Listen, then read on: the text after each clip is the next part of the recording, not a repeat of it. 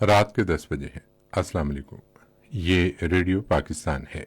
مجاہد خان سے خبریں سنیے۔ اہم خبروں کا خلاصہ۔ وزیر اعظم نے کہا ہے کہ پاکستان اور چین مختلف منصوبوں میں مشترکہ سرمایہ کاری کے ذریعے باہمی ترقی و خوشحالی کی راہ پر گامزن ہوں گے۔ پاکستان اور بحرین نے غزہ میں فوری جنگ بندی پر زور دیا ہے۔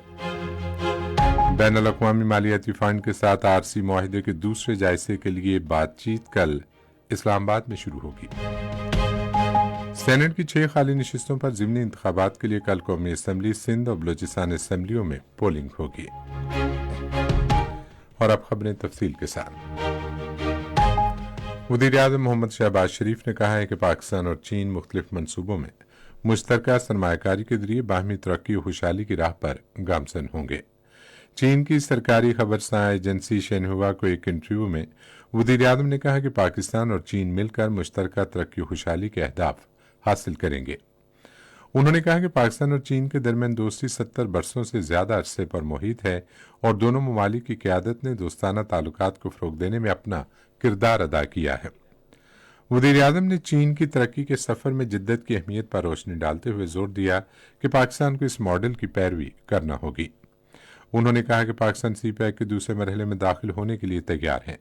پاکستان چین کی جدید ٹیکنالوجی، انفارمیشن ٹیکنالوجی، صنعت اور زرعی شعبے میں چین کو راغب کرے گا کیونکہ چین اب ہائی ٹیک اور اعلیٰ معیار کی پیداوار کی طرف بڑھ رہا ہے۔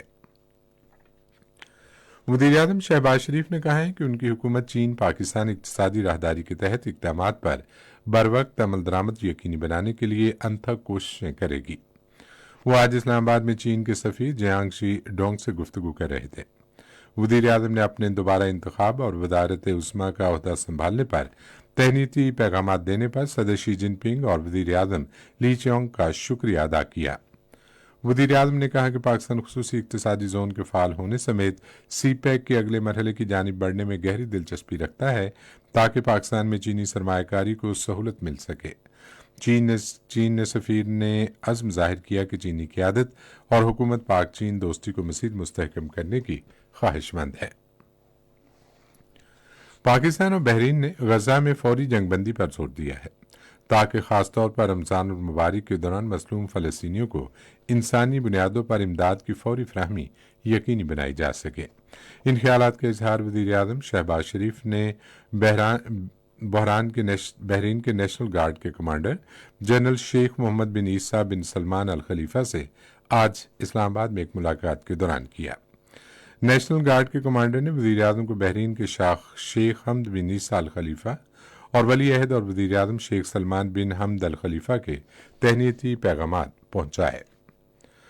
وزیر اعظم شہباز شریف نے خیبر پختونخوا کے وزیر اعلیٰ علی امین گنڈاپور کو یقین دلایا ہے کہ ملکی معاشی صورتحال کو مد نظر رکھتے ہوئے صوبے کے تمام جائز مطالبات پورے کیے جائیں گے۔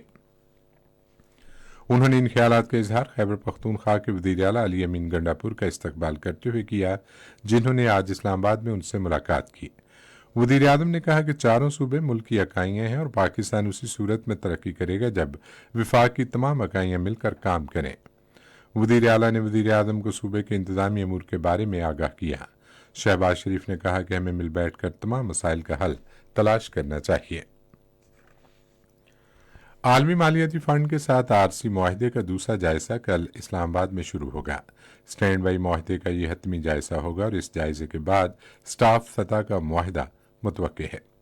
پاکستان نے IMF جائزے کی کامیاب تکمیل کے لیے تمام ڈھانچہ جاتی معیارات، اعلیٰ کارکردگی اور اہم اہداف پورے کر لیے ہیں۔ سینٹ کی 6 خالی نشستوں پر ضمنی انتخابات کے لیے کل پولنگ ہوگی۔ الیکشن کمیشن کے مطابق ان نشستوں کے لیے پولنگ قومی اسمبلی اسلام آباد اور سندھ اور بلوچستان اسمبلیوں میں ہوگی۔ محصور غزہ میں گزشتہ 24 گھنٹے کے دوران جاری اسرائیلی حملوں اور وحشیانہ بمباری میں 100 فلسطینی شہید ہو گئے ہیں۔ اسرائیلی فوج نے مقبوضہ مغربی کنارے میں بھی حملے کر کے 2 بچوں سمیت 4 فلسطینیوں کو شہید کر دیا۔ گزشتہ سال 7 اکتوبر سے اب تک غزہ میں جاری اسرائیلی جارحیت سے شہید فلسطینیوں کی تعداد 31,000 سے بڑھ گئی ہے۔ اسی کے ساتھ خبریں ختم ہوئیں۔ مزید خبروں اور تفصیلوں کے لیے آئیے ہماری ویب سائٹ پر، پتہ ہے radio.gov.pk اور فیس بک کے link radio Pakistan news official پر براہ راست ویڈیو سٹریمنگ بھی ملاحظہ کیجیے۔